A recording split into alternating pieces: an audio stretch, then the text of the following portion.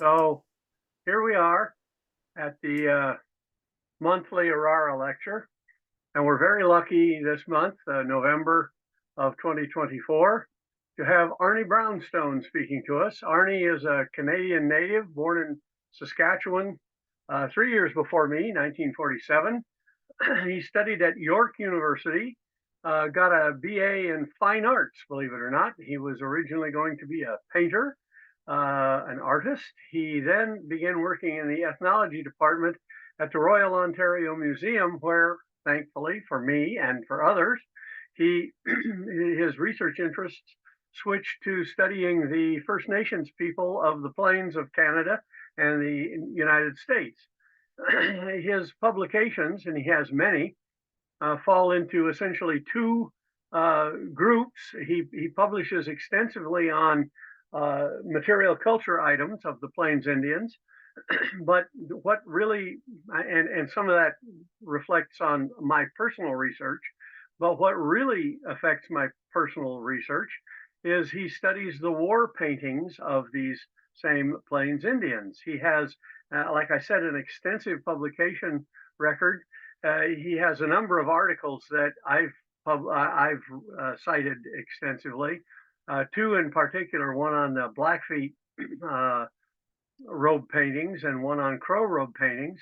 But he has written three primary books that I find particularly important to my research. The War Paint, which is the study of Blackfeet robe paintings, and war paintings of the Tsuut'ina, which are we think of as the Sarsi, more commonly known as. And finally, this one here, which was this is my Christmas gift for this year. I made my wife let me open it early so I could read it. The title is Indigenous War Painting of the Plains, an Illustrated History. I first heard Arni give the seminal paper on this about 8 years ago in Paris at a conference, and I was really glad to hear that he published it. That's what his talk tonight will be primarily based on. So let's hear it for Arni Brownstone. Arni, take it away. Thank you, Jim. That's very nice of you to introduce me, and I appreciate your kind words. So I'm going to share my screen.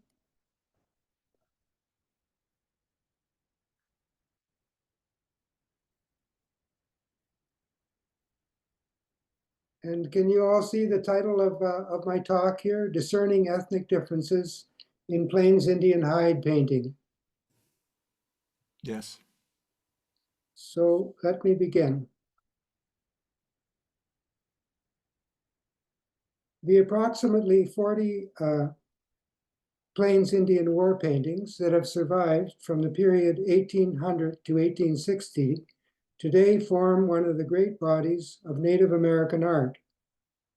However, their origins are poorly recorded, and their value as social documents will remain much diminished until such time as our research can better connect them to their ethnic roots. In this regard, we might keep in mind several important concepts that anthropologists have known for over 100 years. Most importantly, the 32 distinct Plains Indian tribes were far from an aggregate of isolated social groups, as demonstrated by the high degree of overlap in their cultural features. The war exploit painting, as practiced by all the Plains tribes, was one such feature. Certain artistic spheres of influence may be identified within which tribes interacted and developed shared trait patterns. It is believed that a single tribe tended to play a dominant role in shaping these features within a given sphere, and other tribes would then adopt and perhaps modify them according to their own sub-patterns. Today, we will examine three spheres of influence. The first is highlighted in yellow on this map. The names of the tribes most strongly influenced by the region's trait pattern are bolded in black, with the Blackfoot playing the central role.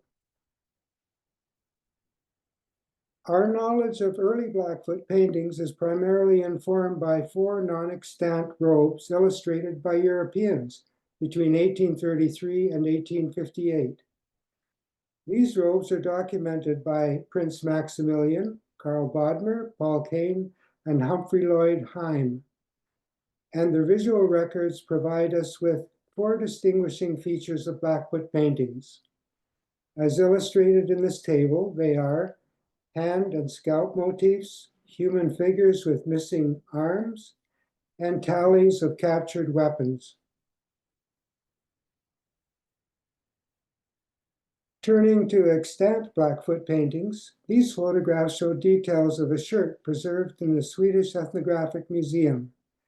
It was collected by Comte Armand Fouché d'Autran in 1843-44 from a Blackfoot chief who was both its wearer and the performer of the depicted deeds. Illustrations are often more useful than photographs in the study of large-scale hide paintings, and I will make extensive use of them in my talk. Here, we see the painted passages on both sides of the d'Autran shirt. The rows of tally-like motifs along the sleeves and over the shoulders are standard features on Plains Indian war shirts. However, it is unusual to find pictorial narrative scenes decorating the torso, as in this example. Looking more closely, the dashed arcs on the bottom of the back torso on the right, the motifs resemble the motifs that signify the war party singing in the scouts as they return to report on the enemy. They made a curve in the way that they arranged themselves to sing in the scouts. The protagonist's footprints lead from these exploits to those deeds that he performed. The shirt depicts some 19 defeated enemies. However, the protagonist's own image is portrayed only twice. Nonetheless, his presence is inferred, and those who saw him wearing the shirt would recognize that the painted deeds were his, thus fulfilling the function of publicly broadcasting his achievement and status to the community at large. The hero's weapons were displayed alongside defeated enemies, but it's often unclear whether they were used to injure his foe or simply touch him, a deed sometimes known as counting coup. One of the most remarkable aspects of this shirt are the human figures with the accordion-like formation resulting from bent-up arms and V-shaped necklines. Such so-called V-neck figures also populate this undocumented robe preserved in the collection of the Musée de Quai Branly in Paris. They have a distribution limited to the northwestern plains, and those, that is, V-neck figures, most closely resemble figures in rock art in Blackfoot country. The slide that's on now is my illustration of the Musée de Quai Branly robe. The emphasis on weapon capture and hand motifs further points to the Blackfoot origin of the robe. Like most war paintings from the early 1800s, it embraces numerous events taking place at different times and places, with little concern for space in the third dimension and chronological order, except within scenes displaying continuous narrative. Continuous narrative is a term borrowed from European art history, and in Plains Indian painting, it applies to scenes with sequentially linked exploits. The robe contains several such scenes, and in this example, we find the hero at the bottom right. Following his footprints and noting the hand motifs we may identify the 4 enemies he attacked and the exploits he performed on them as you move above. Looking for signs of ethnicity in this example of an undocumented robe in the Royal Ontario Museum, we again note the characteristic V-neck figures.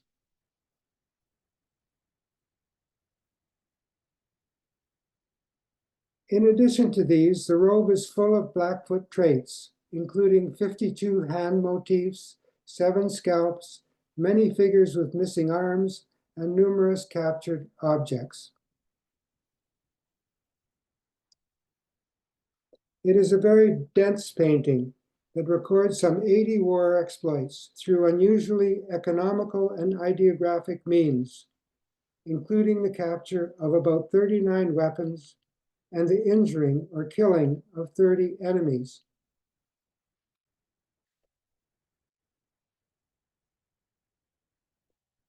Not uncommonly, a draftsman would alternate between several styles of human figures in the same painting.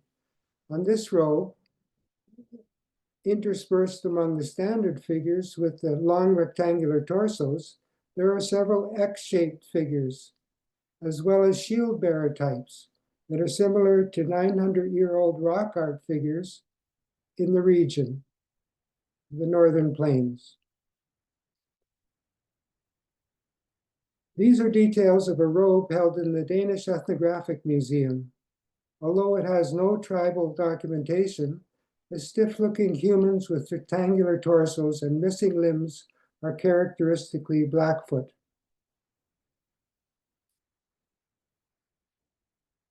Along with these, typical Blackfoot traits are abundant on this robe. It closely resembles the well-documented Blackfoot robe photographed by Humphrey Lloyd Heim in 1858, particularly in its overall layout and in the row of motifs along the bottom signifying scouting missions.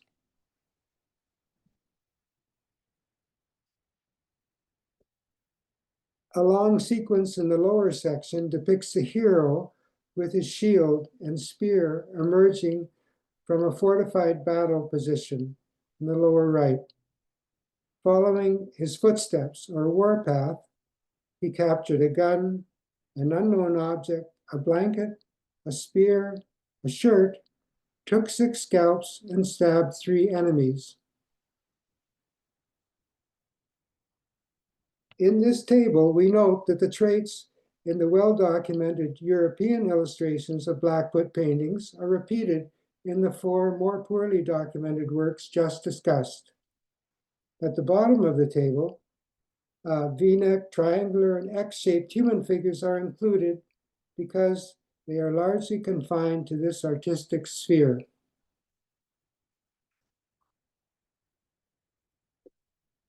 Although they spoke an entirely different language, the Tsuut'ina or Sarsi were allies of the Blackfoot. As this table shows, they fell under Blackfoot influence and adopted the same traits in their paintings: similar figure types, scalp motifs, detached hands, and tallies of captured weapons.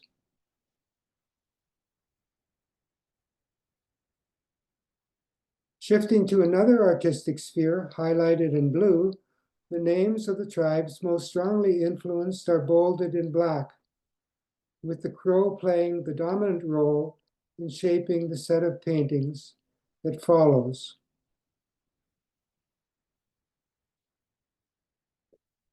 These are details of a robe collected in 1837 and presently held in the Bern Historical Museum. Although it has no documentation today, in 1927, the scholar Ernst Vater noted that the museum identified the robe as crow. However, he believed it was more likely painted by the Hidatsa, a tribe related to the Crow but separated by some 625 kilometers. On the lower half of the robe is a tally indicating that the wearer led 12 raids, resulting in captured horses and defeated enemies, 1 bar representing each raid. The Mandan and Hidatsa also painted tallies of this type. On the upper half are pictorial narrative scenes of gunfights and the capture of those weapons. The protagonist wears a bear paw charm on his chest in 4 of the 5 scenes.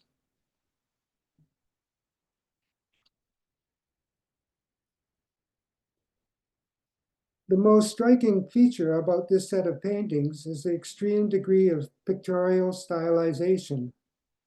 Human figures, usually V-necks, are highly elongated yet graceful.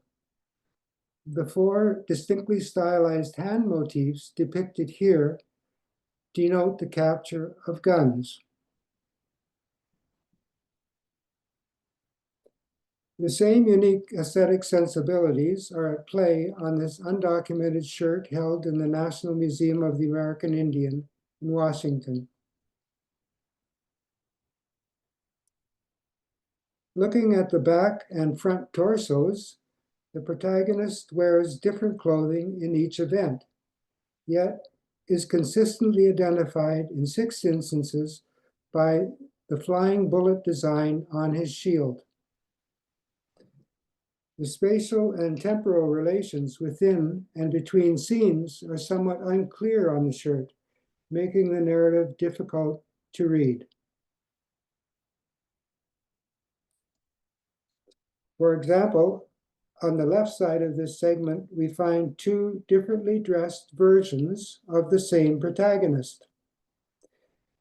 To their right, 3 adjacent hand motifs identify the capture of a stabbing weapon while under fire, along with 2 guns. The outstretched fingers of the figure on the far left probably identify this version of the hero as the capturer of the weapons, whereas the shooting of the enemy through the chest on the far right was likely performed by the version of the hero who has missing hands. Individual war stories were primarily broadcast in plain society through oral accounts, and these would have enabled the public to better understand the more ambiguous details in their pictorial counterparts, like the example shown here. Another painting in the series is preserved in the Danish Ethnographic Museum, again without tribal identification. Using a porous bone brush, the artist drew his figures with great assurance.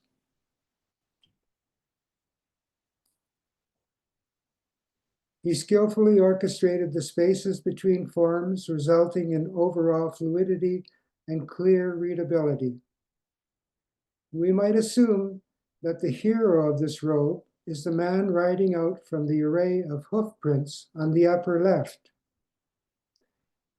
If so, the hand motif above the shield is self-referential and probably signifies his prowess at capturing weapons and horses.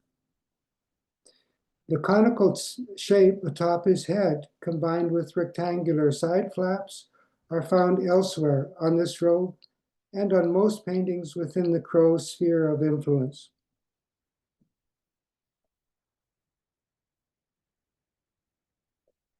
In 1861, 2 prominent New Yorkers traveled to Fort Benton in the far northwestern plains, where they encountered a friendly gathering of Blackfoot and Cree. In return for presents, they received the Crow robe, detailed here. In contrast to the Blackfoot, Crow artists were inclined toward greater pictorial description and larger scenes.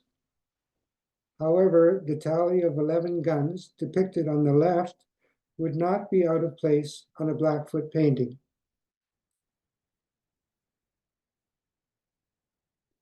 Summarizing the traits of our second group of paintings, we first note the extreme stylization of human figures.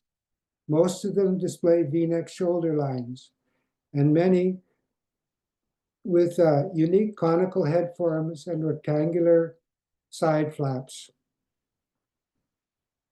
The highly stylized hand motif, with its outstretched rake-like fingers and curved back thumb, is a third characteristic feature. Although Blackfoot and Crow were unfriendly neighbors, their paintings overlapped in a number of ways. For example, they were virtually the only tribes to depict humans with V-necks. However, it is readily apparent that the Crow V-necks, illustrated in the upper register, sharply contrast with those of the Blackfoot below.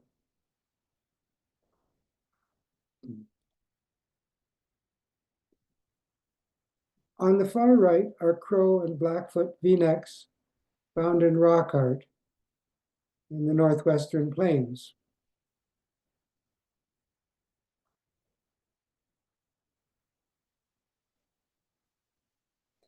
In their respective systems of ranking war exploits, both the Blackfoot and the Crow highly accredited the capture of weapons, and accordingly, both tribes adopted the hand motif to convey the performance of that deed. This example illustrates how two overlapping spheres, artistic spheres, may share iconographic features, while at the same time mold those features to conform to their culturally distinct aesthetic criteria.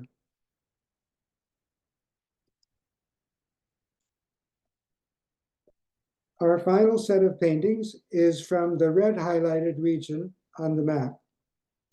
The names of the tribes whose paintings are believed most characteristic of this artistic sphere are bolded in black. The Santee, Yankton, Yanktoni, and Teton identified on the map are hereafter collectively named Sioux. Two robes, one in the U.S. National Museum of Natural History on the left, and the other in the Ethnographic Museum, Berlin, probably have a common origin. The two events shown here are almost identically portrayed on each. On top, the hero wearing red and black leggings puts an arrow into his enemy's gut while receiving an arrow in the leg. Below, he shoots a bullet into a foe. The combatants are similarly dressed on both robes. Comparing human figures on the two robes, we note numerous similarities: long, curving, parallel-sided torsos, stocky legs bent at the knees, and non-existent necks. While both robes were undoubtedly painted by the same man, they likely feature different protagonists. However, there is at least one exception. The individual that is shown in the previous slide is depicted on both paintings. The overall distribution of scenes in the two robes is similar, and they record almost the same number of deeds. However, the Berlin robe is somewhat denser.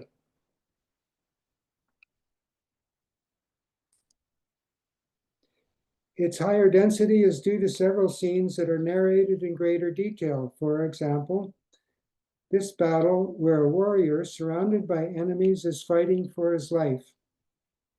He is portrayed at the top, and his bullet trails lead to 6 opposing combatants.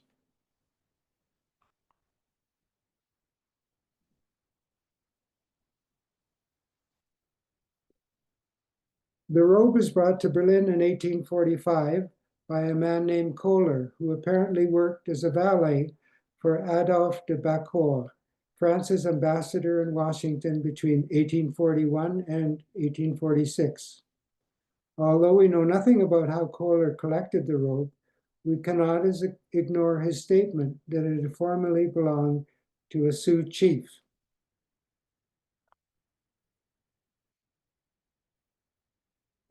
Its counterpart at the National Museum of Natural History was collected between about 1825 and 1841. Along the right border, the tally of whips and horse hoofs indicated the wearer's success in capturing and giving away horses. On both robes, the delineation of protagonists is fairly consistent, but distinct. On this one, he usually wears black fringe leggings and a red roach on his head, topped by an eagle feather. Isolating the right corner of the robe, the figure below is the protagonist and is identified as a leader of horse raids by the pipe and hoof prints and horsewhip beside him. Above him is a bear with a painted heart line representing the transfer of its powers. Following its tracks, we note the bear transforms into the protagonist, who then goes on to perform several exploits. On the left, the little figure clinging to his back is likely a medicine helper. And on the right, he shoots an enemy with an erect phallus.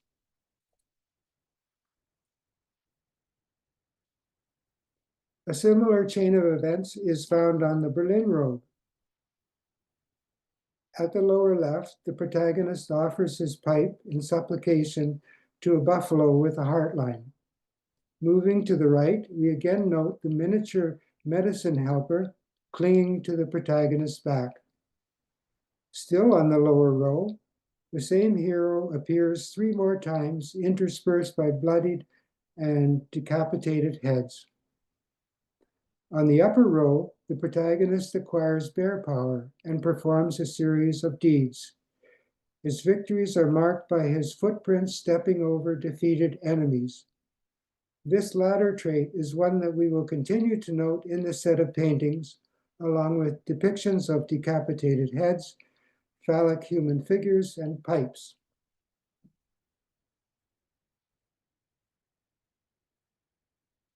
The details here are of an undocumented robe held in the Snipe Museum of Art. We note that the shields are much larger than what we would expect for the period when the robe was painted, around 1845. With the advent of guns and horse-mounted warfare, smaller shields became the norm. So the shields seen here would seem to be anachronistic.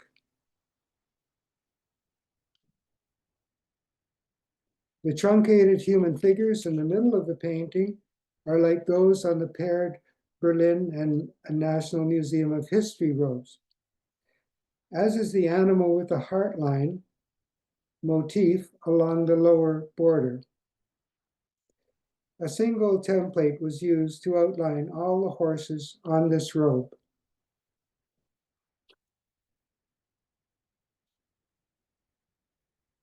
The variety of human figures suggests that at least 5 collaborators painted the robe. Regarding multiple draftsmen, in his journal, Eugène Desjardins described a gathering for annuity payment at Fort Pierre in 1849, in which he observed a number of young Sioux warriors grouped around a newly dressed buffalo hide, each painting his own war deeds on it. While most Plains paintings were autobiographical and recorded the war deeds of a single individual, there were many exceptions to the rule.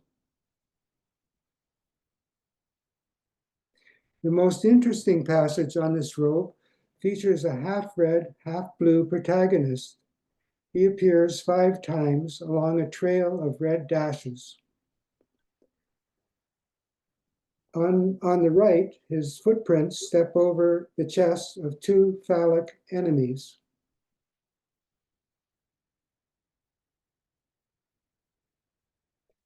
Presently in the State Historical Society of Wisconsin, this painting was collected before 1846 by Joseph Lafamboise, a longtime Métis trader. He married 3 women, all daughters of the Sioux chiefs Sleepy Eyes and Walking Day. This painting is almost certainly part of a teepee liner, since the right edge is cut straight and has sew holes and traces of sinew thread where it must have once attached to another section.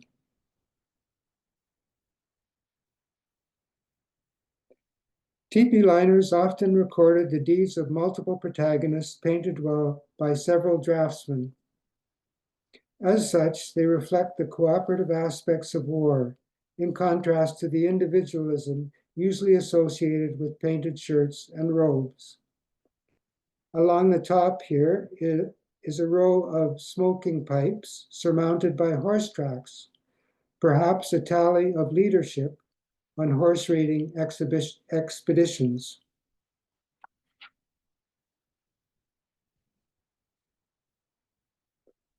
I believe that at least 3 individuals executed this painting, and their distinct styles are evident in these human figures. In all the paintings discussed previously, human heads were depicted frontally and devoid of facial features.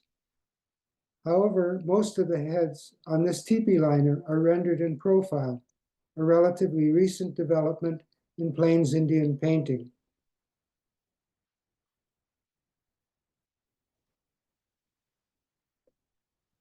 Three sequences on the teepee graphically portray protagonists walking over their defeated enemies. In the longest row, we note a row of women, and the 2 above are of phallic men.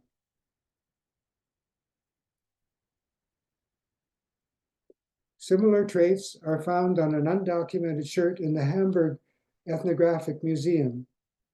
Above, on the left, is a row of hyper-elongated triangular humans traversed by hoof and footprints, and on the right is a series of pipes. Below are 3 trails where the hero stepped over phallic enemies. Most of the human figures are of the open style type, characterized by the absence of a waistline.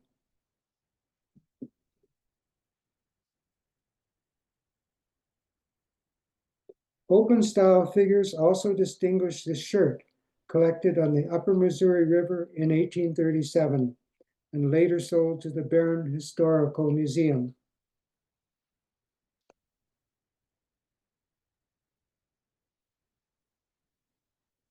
The back and front were almost certainly the work of 2 different hands, yet the formula for recording exploits follows the same pattern on both sides. Each figure portrays a defeated enemy identified by something held or worn, along with the adjacent weapon used by the protagonist.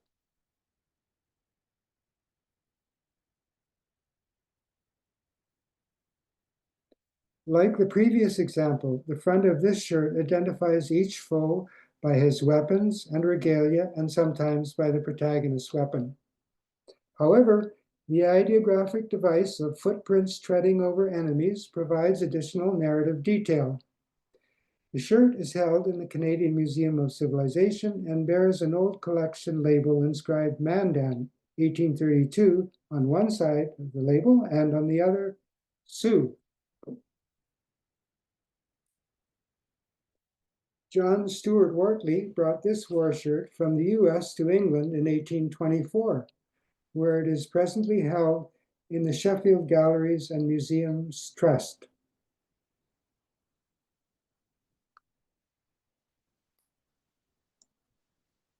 The painted passages show the protagonist walking over defeated enemies 5 times.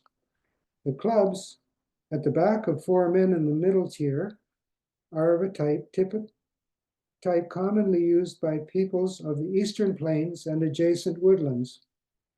The handles of woodlands clubs were sometimes decorated with engraved rows of defeated enemies, not unlike those painted on this shirt.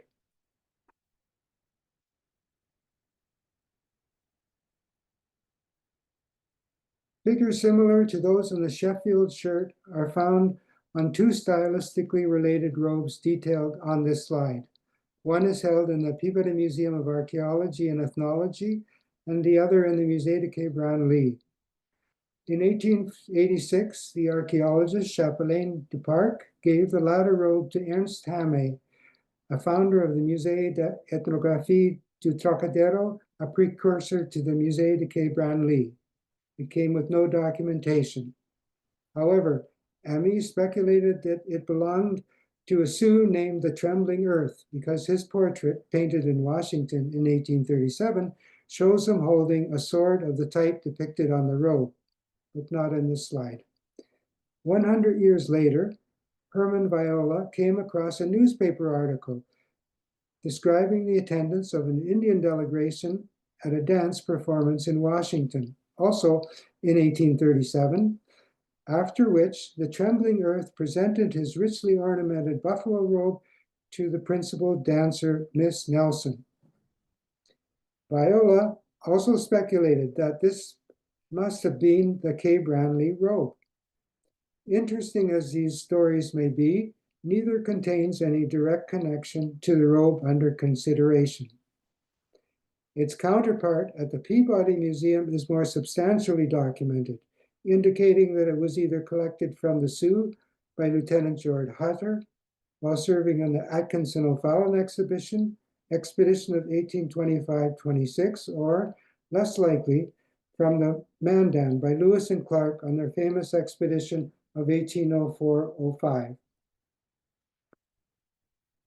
The two robes share numerous technical features, including unsplit de-haired buffalo hides with tails intact, matching stake holes, similar cut lines and seams on the head, pulled-in ears, intact dew claws on the lower legs, shoulder darts decorated with quillwork, fringing at the head, and the quillwork band along the spine that is atypically worked directly onto the robes rather than on separate hide strips.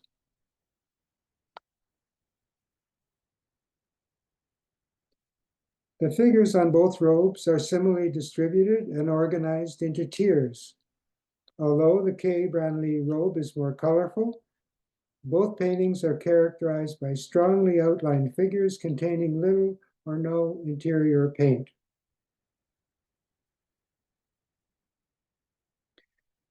However, the two robes differ significantly in their modes of narration. Almost all the events on the Peabody robe, shown here, depict one-on-one fights or single defeated enemies, with only 3 brief sequential scenes of heroes treading over slain foes. In contrast, much of the Musée de Kay Branly robe is occupied by long sequential scenes, and only a few one-on-one fights and isolated enemies. In 3 of its corners are map-like battle scenes containing decapitated heads, and we might speculate that most of the deeds on the robe emanate from these 3 scenes. By blocking out the rest of the figures, we can see that much of the robe is occupied by 7 extended sequential scenes, or continuous narrative scenes.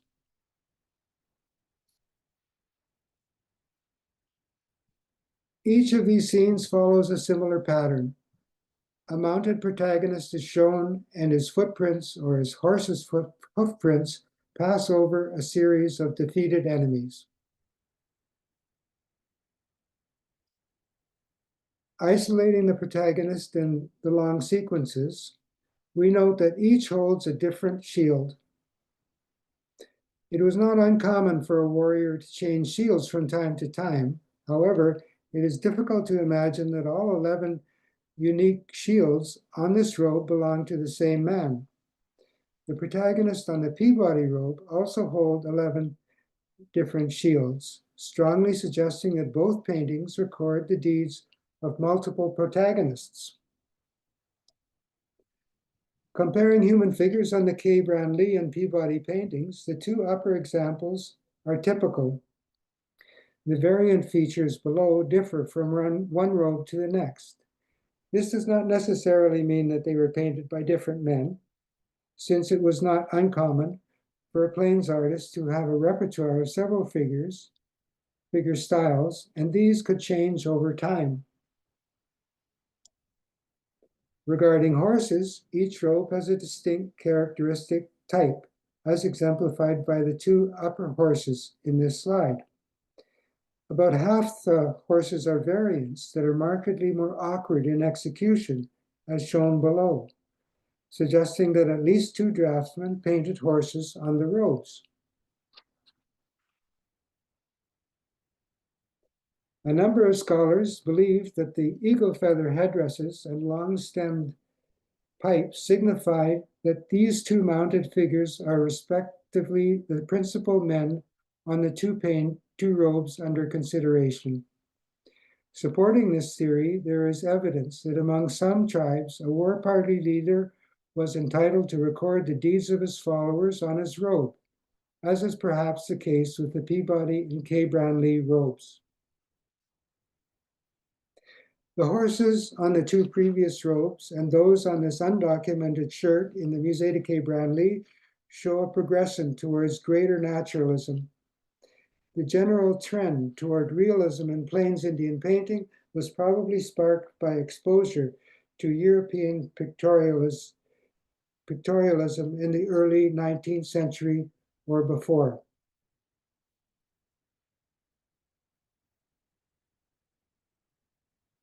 An exploded view of the shirt shows tally-like stripes and horse hoofs along the sleeves.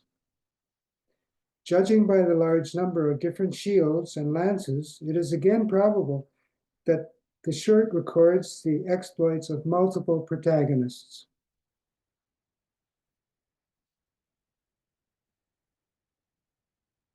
In the back and front torso, pedestrian figures occupy the periphery, with horse riders in the middle. In contrast to the horses, the human figures are much more traditional in their high degree of schematization. This is a feature that is found in a lot of painted hides of the time, where the animals are much more realistic than the humans. The typical human figures on the Peabody robe, K. Brownlee shirt, K. Brownlee robe, and the Sheffield shirt are similar in style. These in turn show affinity with the figures on the Canadian Museum of Civilization shirt and on one side of the Bairn shirt. The Peabody robe and K. Brownlee shirt also contain a few open-waisted figures, the same variant that populates the Bairn and Hamburg shirts. Another point of intersection is the shield design of a bear framed by red and black semicircles that is associated with the heroes on the Peabody robe, K. Brownlee shirt, and a robe in the Frankfurt Museum of World Culture. The occurrence of this design is limited to these three examples and, due to its rarity, suggests that the paintings are ethnically related. Gabriel André acquired the Frankfurt robe in 1841-42 from a Métis trader, and the documentation states that it came from an unnamed tribe living near the Red River, which flows directly through Sioux territory.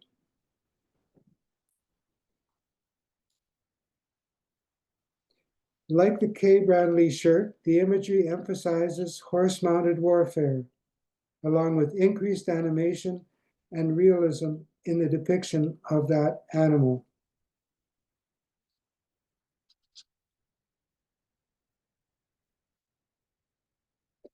Our final painting, executed close to our 1860 cutoff date, is a buffalo robe in the University of Pennsylvania Museum.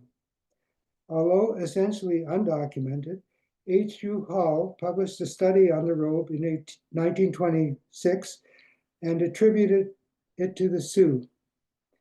It is probably the most detailed and technically challenging robe in existence. The sense of depth shown here in the overlapping of horses sharply diverges from the fundamental two-dimensionality of earlier Plains paintings.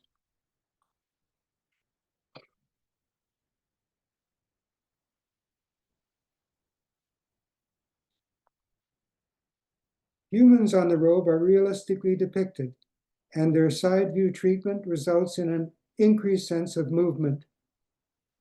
The artist has largely forsaken the abbreviated style of his predecessors in favor of full graphic description. These features, along with the increased number of horses, characterized a new trend in war exploit painting that has been termed late Suean style.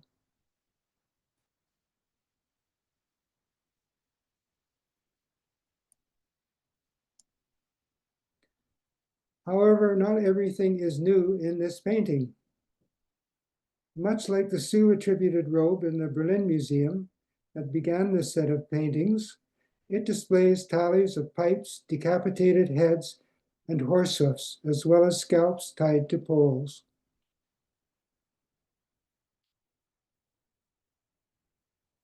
Isolating the protagonist on the robe, we note that in all 17 instances, he carries the same shield painted with the image of an emerging bear's head and front legs.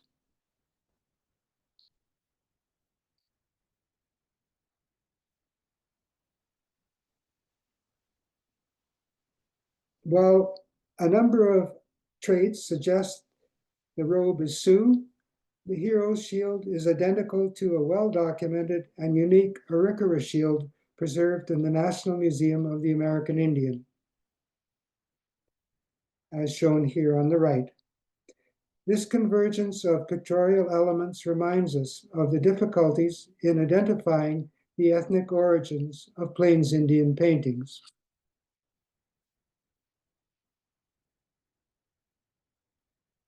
The characteristic traits in this final sphere of artistic influence include typical human figure types, the walking over defeated enemies device, ceremonial pipes, phallic warriors, and decapitated heads. Looking more broadly at these features, similar figures were also depicted in the woodland margins of the plains formerly occupied by a number of groups, including the Sioux. So too, open-waisted figures are found in pictographic documents of the Sioux, Ojibwa, and Menominee.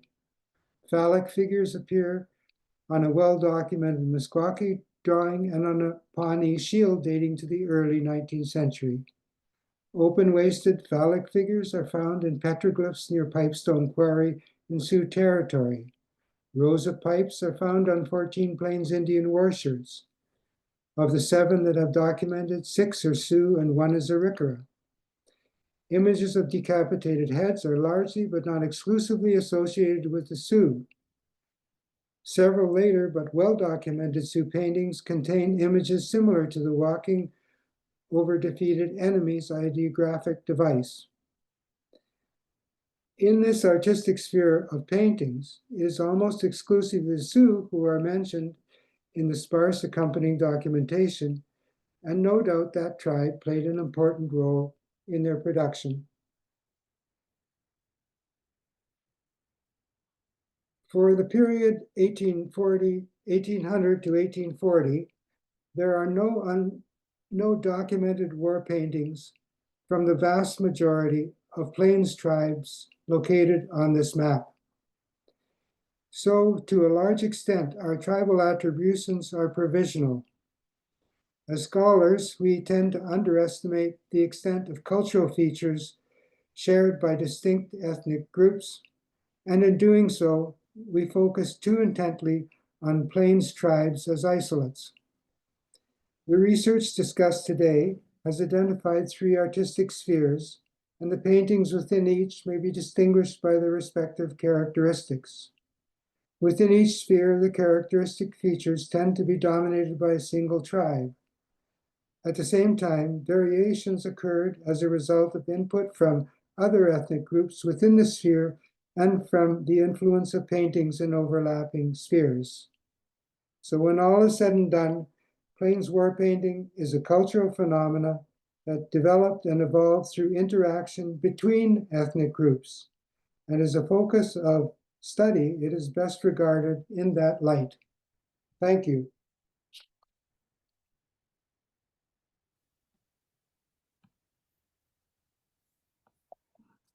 Thank you very much, Arnie. That was great. Yeah, you can unshare your screen there. Anyone out there who has any questions, please put them in the chat. Send them to me, Dave Kaiser. I'm the host of the meeting, and I can get those relayed. But yeah, I really enjoyed your talk. Thank you, Arnie. I did have a question for you to start things off. You several times mentioned the decapitated heads. And while certainly I know tribes were taking war trophies, what about the idea of those not being decapitated heads, but just being abbreviated versions of defeated enemies, using synecdoche to just a way to tally defeated enemies as opposed to actually being decapitated? Yeah. Well, a lot of this is, you know, can have a broad spectrum of interpretations, and there are ethnographic records of head decapitations and also of clubs buried into the heads and left in places where they would be seen by by members of the defeated enemy's tribe, that kind of thing. And there are actually in at least one Blackfoot painting an image, a graphic image of a man decapitating a head. But it's the Sioux that are most kind of most of the information around decapitated head points largely to the Sioux. But to your question, it's possible that some of them could be metaphorical signs of enemies that were taken, most probably killed, I would suspect. But as far as trophies of heads being taken, I've never heard of that. I've only heard of heads being put on the land in a place where it sends a message to the tribe that was defeated. Okay, thank you.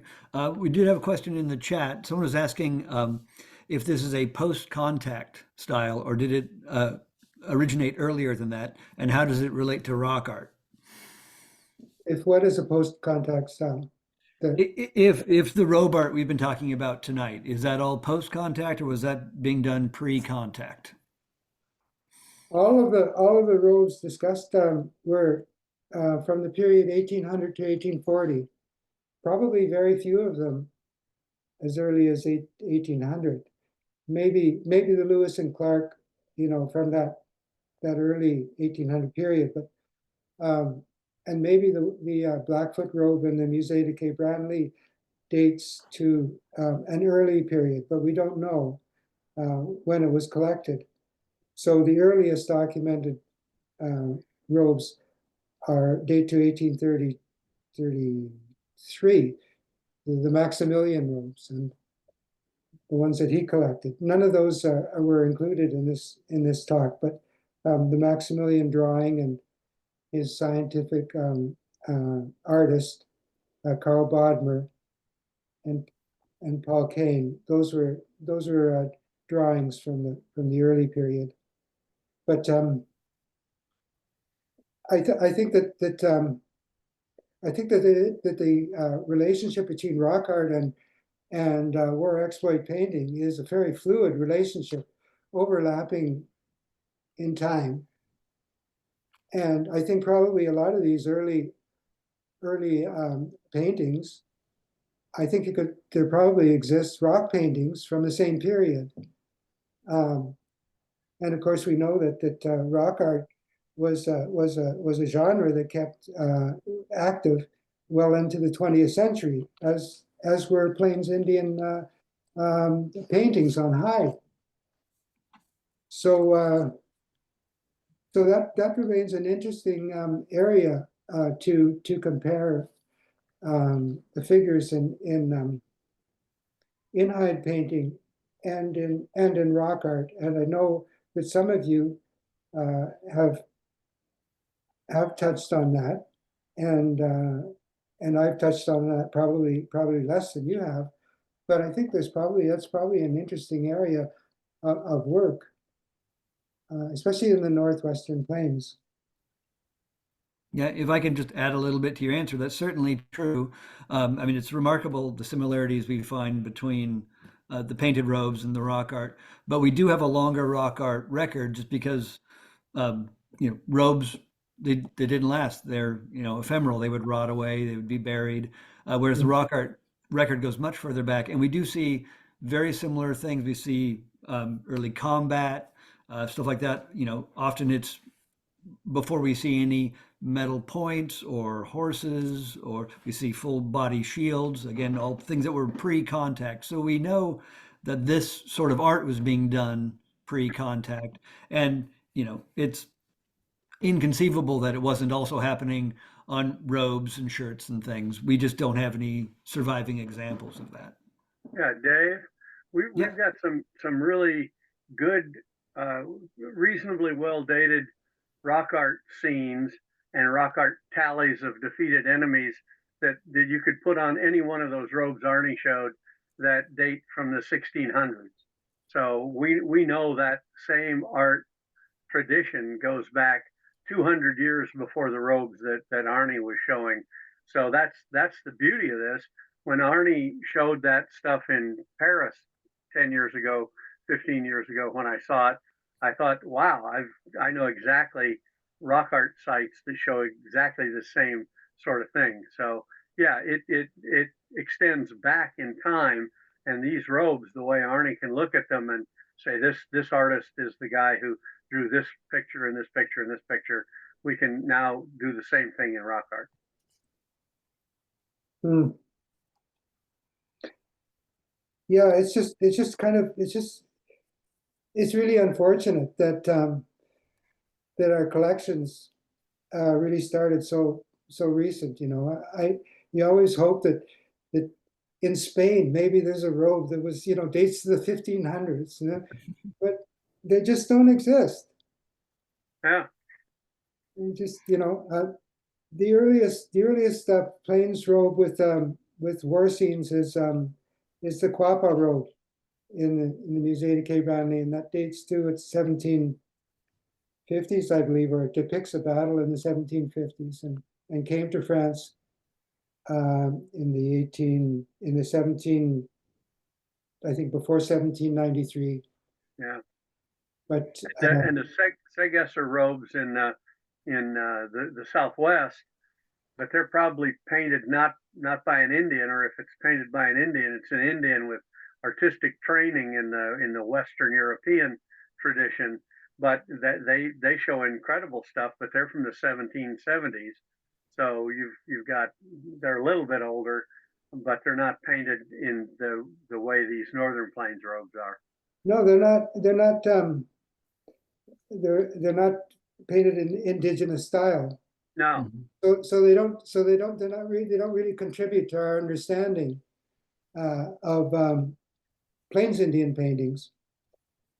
no, except that they show the horse armor and the weaponry Yeah. and that sort of thing.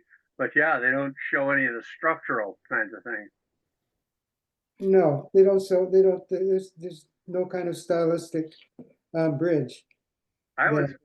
I was really impressed, Arnie, with how many of those paintings you showed, the little details like the bird tied in the horse's tail and the little details like that that were just sprinkled throughout all those drawings. You could just spend a lifetime looking at those things and showing those little details and how they add to the stories of that. But I really like the two Upper Missouri robes where you talk about the guy's spirit helper hanging on the back of his cape and those Oh sort of yeah, things. Right. yeah. I did have a question about that, Arnie. I was trying to look really close when we were talking about those, with the idea of those being spirit helpers. And I think that certainly might be true. But I also wonder, what about the idea of that being some sort of name glyph? Because on this one of the same Sioux robes, they show it, and it's a sitting rabbit. Um, Well, that's and an interesting thought, but I don't think that name glyphs came in. I haven't found any use of name glyphs from that early period. So early period for is what my talk was about, really. right. But I think that name glyphs came fairly late, which is kind of counterintuitive in a way, because they're you know, pictographs, they're glyphs, Hmm. and they're pictures that can be turned into words to name the person. Yet they don't appear to be on the early paintings. These guys were identified or named, let's say, by their regalia to a large extent, or Sure. We did have another question. They're asking about the robes. Were they typically buried with the owners, or were they passed down to descendants? there is some references to robes being buried, a warrior being buried or on a scaffold, wrapped in his robe, along with weapons and other things that he would take into the afterlife. Uh, so that was a practice, and that may explain why there's such a large majority of robes that came as a result of interaction with um, uh, Europeans in the context of kind of diplomatic situations. Um, and this is a practice that the indigenous peoples of the plains had, was to, when they met with a chief met with another chief to negotiate some kind of a treaty or uh, something or other from one nation to the next, that they would exchange clothing. And often it was a painted robe with war deeds on it, because that told the person that you're dealing with a person of consequence and status. So that's why a lot of the robes preserved in museums came into existence, because of that ritual and that practice. So uh,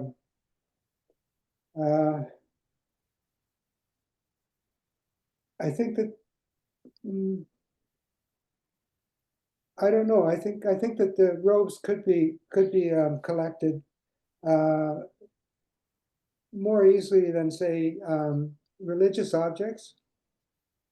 So there is, like something like well over 500 examples of large-scale hide paintings, or paintings on cloth that are preserved.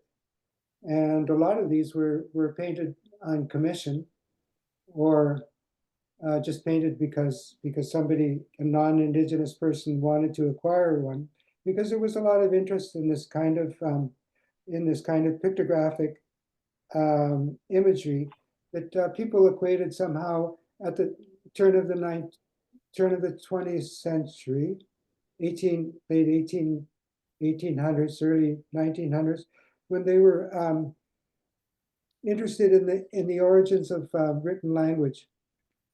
So this kind of was thrown into a grab bag of types of writing from around the early writing from around the world, and there was that interest going on.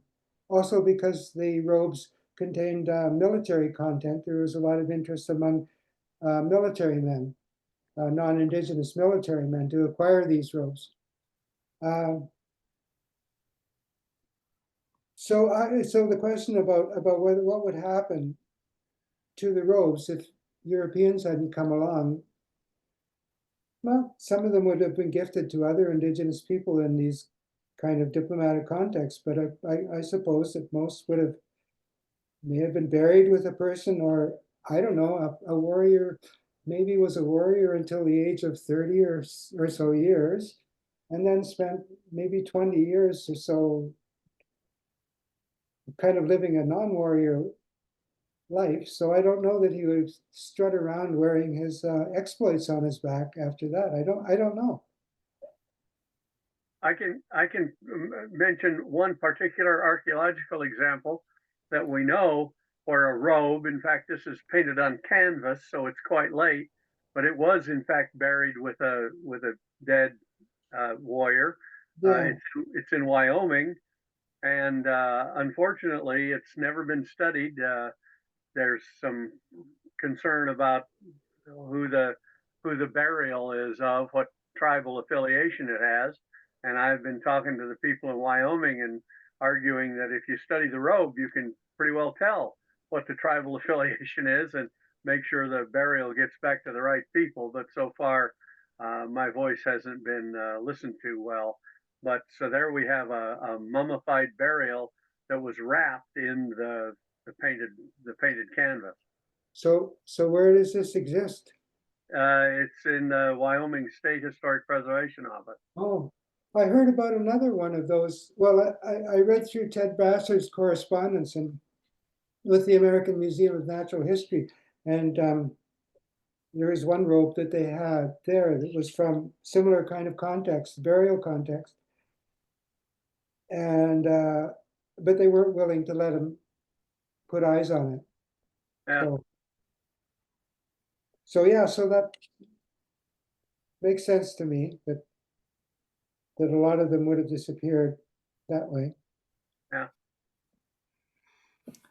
Certainly. Well, that's all the questions we have in the chat right now. So if you have a question, get it in quick. Otherwise, just wanted to thank you very much, Arnie. This was a fantastic talk. Really enjoyed it.